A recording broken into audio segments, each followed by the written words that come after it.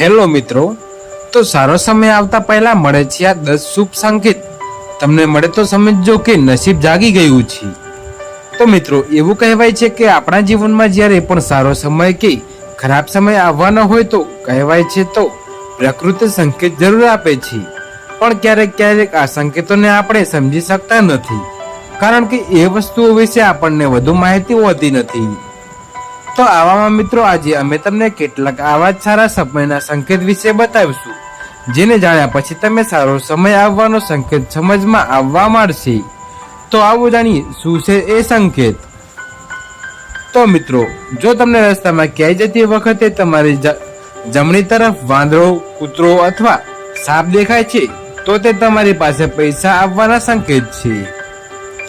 જો તમને સવારે ઉઠતાની સાથે જ પૂજાના નારિયેળની ઝલક જોવા મળે છે, તો તેનો અર્થ છે કે તમારા પર દેવી લક્ષ્મીની કૃપા થવા જઈ રહી છે.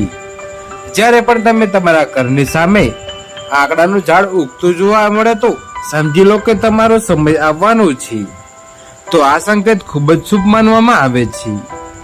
જો તમે કોઈ મહત્વપૂર્ણ કામ માટે ઘરની બહાર નીકળી રહ્યા હોય અને કોઈ વ્યક્તિના હાથમાં પાણીની ભરેલું વાસણ દેખાય, તો તે સમૃદ્ધિનો સંકેત છે. જો મિત્રો, તમારા ઘરના દરવાજે આવીને ગાય બાભરે છે, તો તે ઘરમાં સુખ સમૃદ્ધિની નિશાની છે. તો આવી સ્થિતિમાં જ્યારે ગાય ઘરે આવે ત્યારે તેને રોટલી ચટ ખવડાવો. જો મિત્રો, તમે કોઈ મહત્વપૂર્ણ પ્રવાસ પર જાઓ છો અને ઘરની બહાર નીકળતા જ તમને યાદ આવે છે કે તમે કેટલીક વસ્તુઓ ભૂલી રહ્યા છો, તો તે ખરાબ સમયને ટાળવાનો સંકેત માનવામાં આવે છે. જો મિત્રો, તમને રસ્તામાં કોઈ સિક્કો પડેલો જોવા મળે તો સમજી લેવું કે ઉધાર આપેલા પૈસા તમને જલ્દી પાછા મળવાના છે.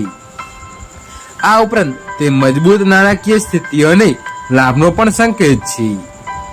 જો કે મિત્રો, પૂજા દરમિયાન ભગવાનની મૂર્તિ પર મૂકેલું ફૂલ કે પાન તમારી સામે પડે છે, તો તેનો અર્થ એ છે કે ભગવાન તમારાથી પ્રસન્ન છે અને જલ્દી જ તમારી મનોકામના પૂર્ણ થશે.